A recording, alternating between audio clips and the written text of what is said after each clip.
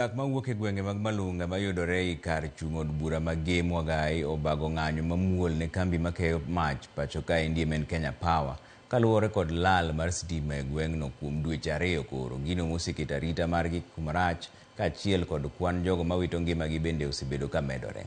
Ng'anyo makamano nochan kaluwore kod tho mar jago moro ma jahigni 78 mane oyud ringre mare kowiti e kar chung' kunyo maram e gwenge ma Ulamba mantiere machiegni kodgi ka jogo monege to pok oyangore nyaka sani.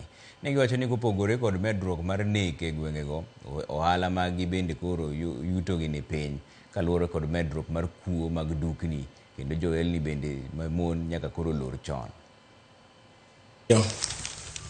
To adwan mondo duokno wasetemo kuonde te kaka wanyalo to ng'ama winjo waonge. Kochako from governor nyaka MCA onge ng'ama osatetiono.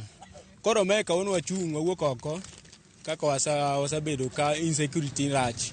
Kirange school ka me transformer ni to kwaka. Transformer ni jo Kenya Power bire kata gima timo onge. Wabiro waywak ni sitima osemiyo laini marwa ubet marach, security nyocho kwal duka oneg ng'ato kawuono be oneg ng'ato. Tijwa duto lal. Kata mana nyithindo ok nyal somo nikech karatese ma nyithindo ipuonjogo, karatese go iloso negi sitima. Akwayo pio Wandai kumentie okelnwa stima nikech wan raia wa umia. Power osebedonwa problem ka nyaka nyowa yaw school nyaka koro sani e puonj marwa mar CBC dwarore ni japuonj seto gima osepuonjo. Koro wan kod mashinde kaka unyalo neno manie to kaka moripo be ni tiyo gi power.